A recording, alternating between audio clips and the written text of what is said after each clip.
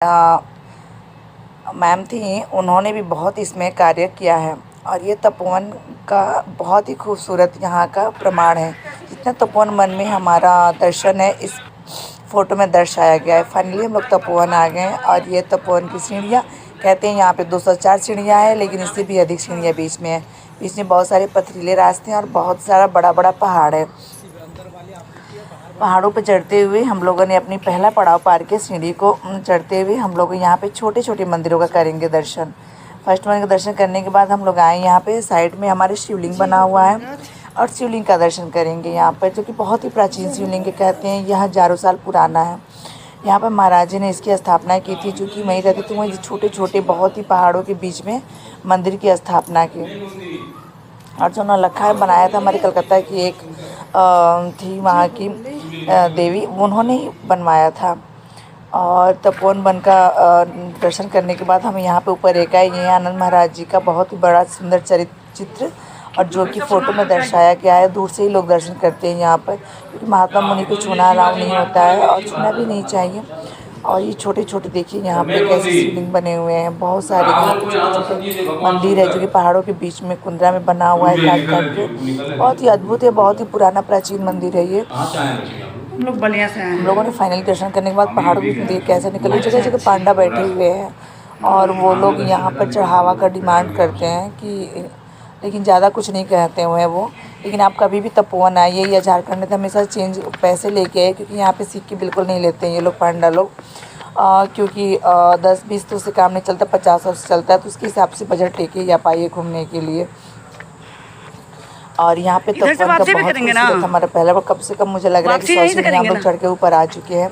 यहाँ पे इतना खूबसूरत नज़ारा देखने को मिल रहा था कि बहुत ही अद्भुत था। जितना ही इसकी तारीफ़ की जाए बहुत ही कम था। मेरे लिए तो फर्स्ट एक्सपीरियंस था ये, क्योंकि पहाड़ों के बीच में मैं फ़र्स्ट टाइम आई थी। नैनीताल में गई हूँ, लेकिन पहाड़ ऐसे नहीं थे वहाँ पे बहुत कटीले पहाड़ है, जो कि चढ़ाव बिल्कुल नहीं होते वहाँ पे। और ये है कि छूकर हम टच करके एक्सपीरियंस कर सकते हैं, इसको स्पर्श कर सकते हैं। बहुत ही खूबसूरत नज़ारा है। मेरे लिए तो बहुत ही अद्भुत था ये, और बहुत ही सुंदर है, बहुत ही अच्छा लग रहा था। इतना शांति और मनमोहक दृश्य था। जगह जगह यहाँ पे छोटे छोटे भगवान जी बने हुए हैं, बहुत ही प्राचीन। यहाँ पे ये नंदी महाराज है। बाकी दर्शन करने के बाद हम निकल चुके हैं और ऊपर धीरे धीरे चढ़ने। गर्मी भी बहुत है। यहाँ आना हो तो आप अक्टूबर से लेकर मार्च का महीना बहुत ही अच्छा होता है। हम तो अप्रैल में आए, क्योंकि पता नहीं था यहाँ के बारे में ज़्यादा मुझे, क्योंकि यहाँ धूप भी बहुत तेज़ है और कहते हैं यहाँ पे बहुत ही कड़क गर्मी होती है। जंगलों के बीच में बहुत तेज़ धूप लग रही है। फाइनली हम लोग बहुत थक चुके हैं और बहुत ही अच्छा लग रहा था, लेकिन थकान बिल्कुल समझ में नहीं आती, क्योंकि बहुत सुंदर दृश्य था। बाकी लोग दर्शन कर करके यहाँ बैठे हुए हैं और बहुत कुछ निकल गया कि दोपहर का 1 बज गया है हम लोगों का। फिर यहाँ पे एक छोटा सा मंदिर बना हुआ है, जो कि बाबा बालेश्वर नाथ का है। हमारे बलिया में भी बाबा बालेश्वर नाथ जी है। देखिए यहाँ पर भी बाबा बालेश्वर नाथ को दर्शन मिलते हैं। कहते हैं ना, कहीं भी जाते तो घर का देवी देवताओं को पूजा करके जाना चाहिए, उनका आशीर्वाद रहता है। तो फाइनली ये हमारे भगवान जी का आशीर्वाद है, क्योंकि वहाँ पे उनकी भी मूर्तियाँ विराजमान है। और यहाँ पे देखिए छोटे छोटे और बने हुए। ये आनंद महाराज जी का है, जिन्होंने यहाँ तपोवन वन में बहुत दिन तपस्या की है और यहाँ पे स्थापना भी बहुत सारी किया है। ये उनके चेले वो तो नहीं रहे। महाराज बाबा का ये स्थान है, जो कि यहाँ पे चढ़ावा के लिए सॉल चढ़ाया जाता है। आप लेके भी आ सकते हैं, नहीं तो आप दक्षिणा दे सकते हैं साल के रूप में। जो भी आप दक्षिणा दे सकते हैं, 10, 20, 50, 100 से कम तो नहीं लेते हैं पांडा लोग। झूठ नहीं हम बोलेंगे, क्योंकि रुष्ट हो जाते हैं वो और ज़्यादा कुछ नहीं कहते हैं, लेकिन अच्छा नहीं लगता मना करना। और उसके बाद हम यहाँ से निकल चुके छोटे छोटे सीढ़ियों को लेकर, और यहाँ से दर्शन करेंगे। गुफा है यहाँ पे बहुत बड़ा, कहते हैं धरती के अंदर यहाँ पे बहुत बड़ा बड़ा गुफा बना हुआ है। आइए देखते हैं कैसा है वो। ये भी एक महाराज जी का स्थान है, जो कि देखिए चैनल बंद है। और महाराज जी का प्रणाम करने के बाद उनको यहाँ पे कुछ सेवक लोग हैं। दर्शन करने के बाद हम लोग फाइनली कुछ देर बैठ गए, क्योंकि बहुत थक गए थे हम लोग। अब वहीं से हम लोग को अंदर गुफा जाना था। थोड़ा सा आराम करने के बाद हम गुफा में जाएंगे और आप लोग को ज़रूर दिखाएंगे। ये बाहर का कुछ नज़ारा को थोड़ा देर आराम कर रहे थे हम लोग, क्योंकि गर्मी बहुत थी। और यहाँ से बाहर का मैं दिखा रही हूँ, यहाँ की ज़मीन बहुत ही बंजर है और बिल्कुल यहाँ की मिट्टी रेड है। इतनी रेड की बिल्कुल घूम के माफ़ी, अगर कोड़ देंगे, आप निकाल देंगे, इसमें गड्ढा करेंगे तो बिल्कुल रेड रेड इसमें आएंगी मिट्टियाँ। और हम लोगों ने नीचे तो टच करके भी देखे थे हम लोग, और यहाँ पे आराम करने के बाद हम यहाँ पे थोड़ा सा घूम रहे हैं, क्योंकि देख रहे हैं जो कि हमारे रावण थे, रावण महाराज जी थे, बहुत बड़े पंडित थे वो। और जब शंकर जी को प्रसन्न किए थे, महादेव जी को तप करके प्रसन्न किए थे, वो इसी तपोवन में उन्होंने बहुत सालों तक वन में तपस्या किया था यहीं पे। और कई जगह तपस्या की, लेकिन यहाँ पर भी बहुत सारी तपस्या की थी। और माता सीता जी का जहड़ हुआ था, कि वन को होते हुए माता सीता जी गई हैं। इस यहाँ से 40 किलोमीटर की दूरी पे है त्रिकुट पर्वत, जहाँ पे हम लोग घूमने भी गए थे। वहाँ पे माता सीता जी तो अपना ज्वेलरी भी फेंका था। वहीं पे जो हमारे जटायु जी थे, उनका अंतिम संस्कार किया गया है। और ये बहुत बड़ा चट्टान है। ठंडी के दिनों में लोग आते थे यहाँ बैठ के फ़ोटो शूट करवाते हैं और घूमते भी हैं, दर्शन भी करते हैं। तो ये हमारे माँ भगवान जी का एक तरह से माने तो समर्पण की धरती है ये।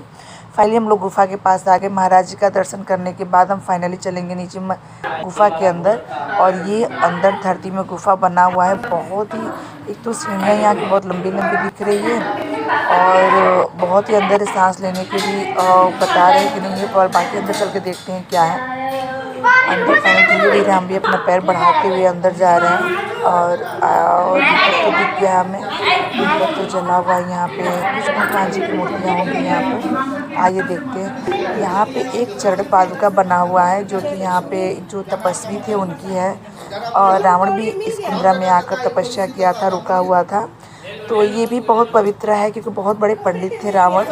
तो थोड़े से उनके पाप की वजह से उन्हें इतना प्रायश्चित करना पड़ा, क्योंकि उनकी पूजा नहीं होती है। तो ये यहाँ पे आकर वो रहे हैं, तो हम लोग चरण पादुका का प्रणाम कर सकते हैं। फाइनली वहाँ से हम बाहर का कुछ नज़ारा दिखा रहे हैं आपको।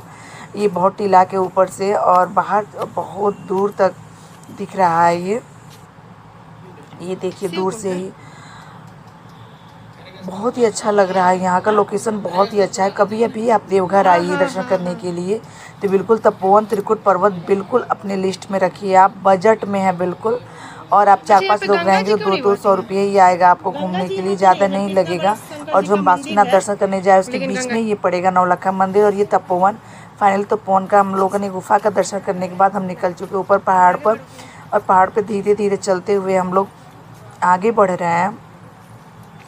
लेकिन एक चीज़ यहाँ पे है कि बिल्कुल कटीला रास्ता नहीं है ये, और मुलायम है, पत्थर भी बहुत मुलायम है। और बिना स्लीपर का भी आप आ सकते हैं। कई कई जगह बिना स्लीपर का ही जाके अंदर गुफा में हम लोग बिना स्लीपर का ही गए थे दर्शन करने के लिए। थोड़ी सी मस्ती करते हुए हम लोग आगे बढ़ते गए। और आगे बढ़ने के बाद देखिए ये बहुत ही अच्छा रास्ता है। नीचे बहुत बड़ा बड़ा पत्थर है, नीचे का तो हम शूट नहीं कर पा रहे हैं, क्योंकि मोबाइल पकड़ेंगे तो नहीं कर पाएंगे। कहीं गिर गए तो फिर लेने के देने हो जाएंगे, क्योंकि गिरने के बाद बचने का कोई चांस ही नहीं है यहाँ पर। कोई कहाँ जाएंगे कुछ पता ही नहीं है, बहुत गड्ढा है यहाँ पर। भैया का थोड़ा सा मदद लेते हुए हम लोग अंदर उतर रहे हैं। और अंदर जाने के बाद यहाँ के बारे में, तपोवन के बारे में भैया बताएंगे हम लोगों को। कि गार्ड भैया को हम लोगों ने लिया है और कुछ रेंट लेंगे वो, और देखिए क्या लेते हैं नहीं पता। लेकिन बहुत अच्छे हैं, बहुत अच्छे से दर्शन भी करवा रहे हैं। यहाँ के बारे में बता रहे हैं, यहाँ के महत्व के बारे में बता रहे हैं। कहीं भी आप जाइए उसके बारे में जानकारी ना हो तो मज़ा नहीं आता, क्योंकि हम किसी और को क्या बताएंगे। तो आगे चल के वो कह रहे हैं कि बताएंगे, तो फिर हम लोग धीरे धीरे एक दूसरे को सहायता करते हुए हम लोग नीचे उतर रहे हैं। क्योंकि अभी इसके नीचे हम लोग जाएंगे, गुफा है वहाँ पे जहाँ पे रावण ने तप किया था, एक गुफा उसका वहाँ भी है, तो वो भी हम देखेंगे। और हनुमान जी यहाँ पर आए थे, काफ़ी दिनों तक यहाँ पे रहे थे माँ सीता की खोज में। तो रावण ने कह दिया कि आपको कौन मानेगा कि आप यहाँ पर आकर तपस्या किए या माता सीता की खोज में।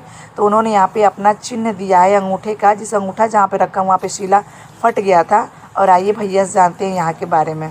बोलिए। हनुमान की जय। लोग जो इतना दुर्गम पहाड़ी रास्ते से जो कष्ट कर कर इनके दरबार में चलकर आते हैं, बूढ़े बुजुर्ग, इस जगह का नाम तपोवन है।